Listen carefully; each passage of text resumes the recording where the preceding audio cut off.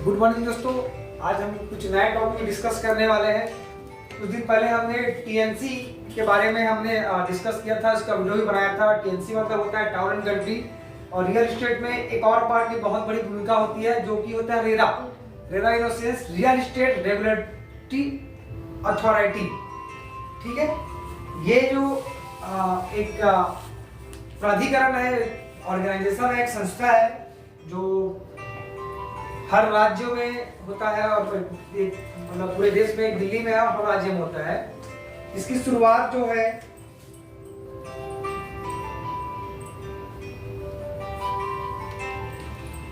दो 2016-17 में हुआ था। अगर मैं हिंदी की बात करूं तो real estate regulatory authority. Real estate तो आप सभी जानते हैं कि रियल एस्टेट मतलब वास्तविक संपत्ति होती है, और रेगुलेटरी अथॉरिटी मतलब विनियमन और विकास, है ना, विनियमन विकास।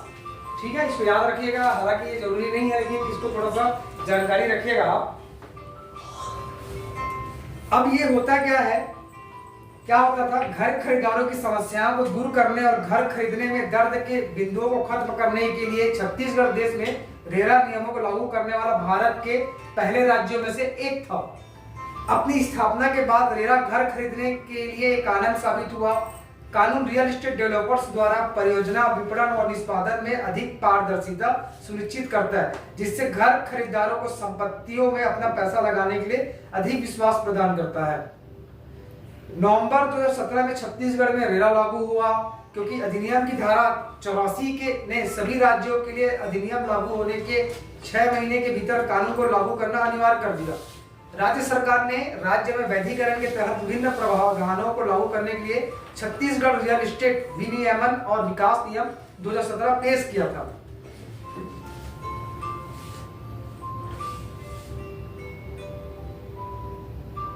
अब हम लोग इसको जानते हैं कि रेरा आने से बेनिफिट्स क्या है, मतलब जो बायर होते हैं, खरीदार होते हैं। अब रेरा से उसको फायदा क्या है, क्या होता है। छत्तीसगढ़ रेरा, अगर कोई प्रोजेक्ट इनोसेंस परियोजना, जैसे कोई प्रोजेक्ट, हमारा प्रोजेक्ट है अविराज होम, अगर उस प्रोजेक्ट में देरी होता है वो जुर्माना लगाती है। तो छत्तीसगढ़ रेरा के प्रमुख नियमों से एक है कि बिक्री के समझौते के अनुसार परिभाषित अपार्टमेंट, प्लॉट या भवन के कब्जे में देरी के लिए डेवलपर को ब्याज का भुगतान करना पड़ता है। डेवलपर को हर महीने की देरी के लिए बिक्री के संदर्भ में उल्लिखित ब्याज का भुगतान करना होगा।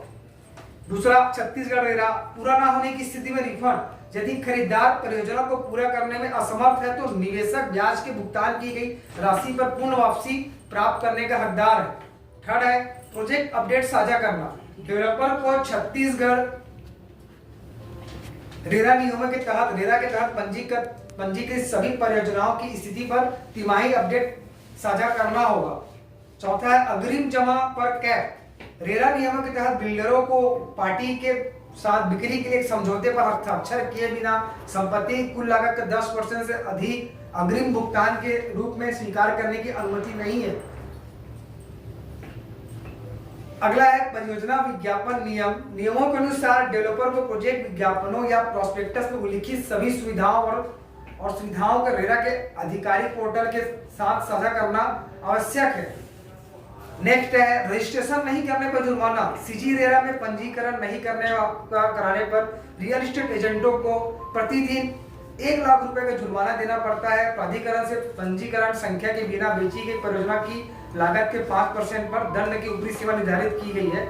ऐसे और भी बहुत सारे उसके फायदे हैं रेरा के। जब से रेरा आया है तो बायर्स को लिए मतलब बाय करना बहुत आसान हो गया है। मतलब कहीं ना कहीं अगर कोई project TNC RERA approve project है, अगर वो 1/3D के, क्योंकि सारे डाटाबेस आपको ऑनलाइन सीजी सेरा या जो इस स्टेट से लेंगे प्रोजेक्ट की जानकारी उससे मिल जाती है। तो एक बायर को एक विश्वास हो जाता है कि चलिए मैं यहाँ अगर मैं कुछ प्रॉपर्टी खरीदता हूँ या इन्वेस्टमेंट करता हूँ तो मैं सही जगह में हूँ, क्योंकि प्रॉपर्टी में बहुत सारे विवाद होते हैं। आप अक्सर मतलब न्यूज़पेपर में देखते हैं, लेकिन हमारे जितने प्रोजेक्ट सब अप्रूव्ड है तो हमारे में किसी आंच नहीं आती है। तो इसीलिए कहीं ना कहीं बहुत सारे लोग रियल एस्टेट फील्ड से दूर जा रहे हैं। कारण है पहले सब विवादित होती थी, लेकिन अभी पिछले 5 सालों से रेरा आ जाने के बाद ये पूरा इंडस्ट्री बदल चुकी है। अब देखो रेरा के एक और काम है, जैसे आपने सभी ने सेबी सुना होगा। सेबी जानते हो, जो मतलब उसको शेयर मार्केट को ऑपरेट करता है।